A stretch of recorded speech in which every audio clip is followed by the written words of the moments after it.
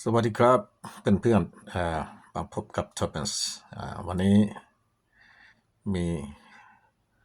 พระเหรียญนะของเกจิอีสานทางภาคอีสานหลวงพ่อผางนะจิตะคุตโตพิมพ์นี่เขาเรียกว่าบล็อกคงคานะบล็อกคงคาสภาพเดิมเลยเนื้อทองแดงร่มดำสภาพเดิม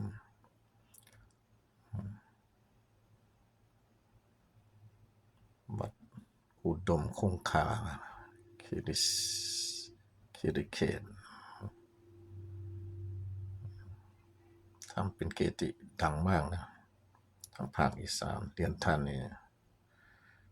สุดยอดเลยเรื่องแก้วขาดคงกระพันสาตรีนะหลวงพ่อพางเรียนถือว่าเป็นเรียนที่นิยมมากนะเรียนนะทางภาคอีสาน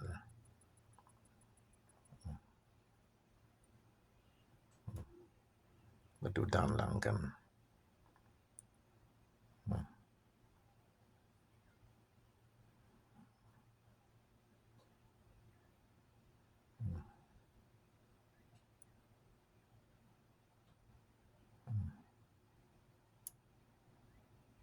สภาพเดิมเลย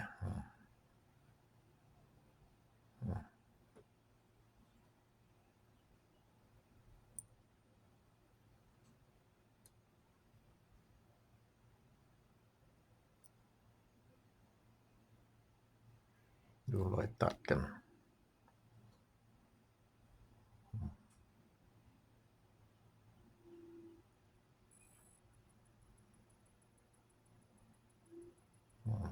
รอยตัด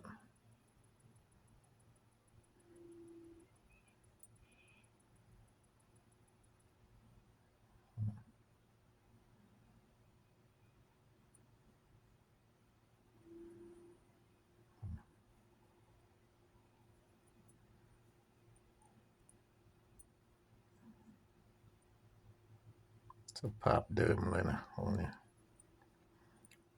สวยๆ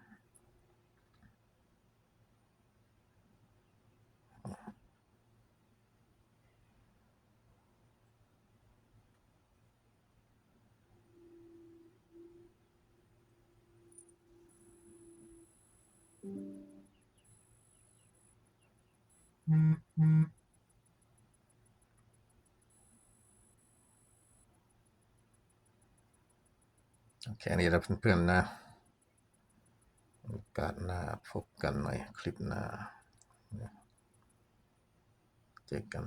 คลิปหน้าถ้าชอบก็กดไลค์นะกดแชร์ให้ด้วยนะเพื่อนๆนะเพื่อเป็นกำลังใจให้ผมด้วยเจอกันคลิปหน้าครับผม